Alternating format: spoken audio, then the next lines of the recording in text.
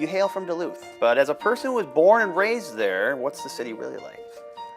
I mean, the city is happening. It's the best place to be. As an Ojibwe person, we know it as Masabe Kong, so that's the center of all good things. And I really believe that there's so much happening and so much on the horizon right now.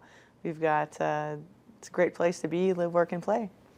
And when you talk to people on the campaign trail, what were some of the issues they'd like to see addressed in 2023? Yeah, as much as it's the center of all good things and incredible place, we also know that there are lots of challenges as well and opportunities in the horizon. And some of the big things that we know, so many issues, and that they're personal to people. They're deeply personal to me, but housing, we have an affordable housing crisis as do so many places, and climate justice is a major issue. We're right on the large lake and the Ojibwe Sea, and that's really important to folks of what are those kind of impacts having on people and on future generations. To economic development, there's so much on the landscape that we can be doing around redevelopment, increasing our property tax base, as well as making sure that we have really good systems and care for folks to be able to have livable wages and taking care of kids and elders as well. So many there and so many more things. But, I always tell people that I'll fight for the people because I am one of the people, because that's the experience that I grew up in, was a lot of struggle, and having that lived experience of poverty and homelessness is actually one of the reasons why people wanted somebody that they could trust, that they know is going to have their back because they've been through it. I took this from your campaign page. I wanted to ask you about it.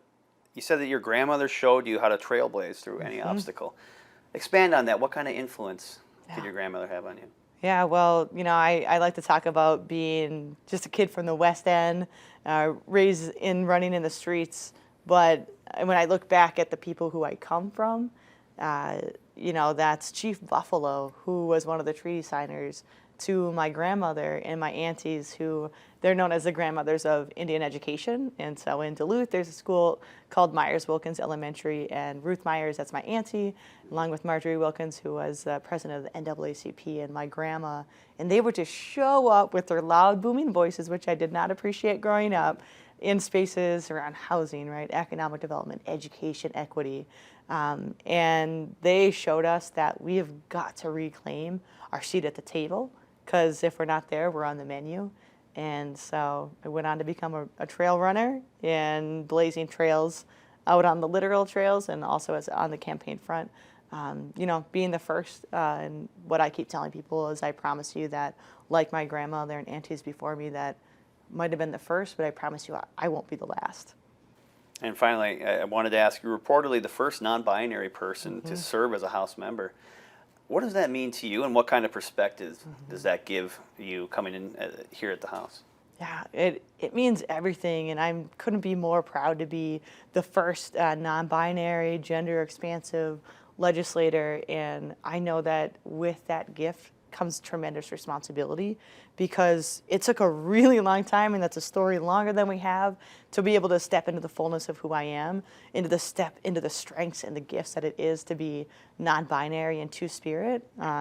My teachings are that it's actually the raven who swooped down and used to have really colorful wings, and there was a fire that broke out, and there was the raven that swooped down and called to the people to get them to safety. And so they lost their coloring. And, that's kind of what it's like as a two-spirit, gender non-conforming person, that we sacrifice a lot to be able to step into the fullness for our people. And doing that as a state representative is something that I take on with tremendous pride and tremendous responsibility to any queer person out there, but also especially youth, because they are watching us, they are listening, and we have to fight like our lives depend on it, because they literally do.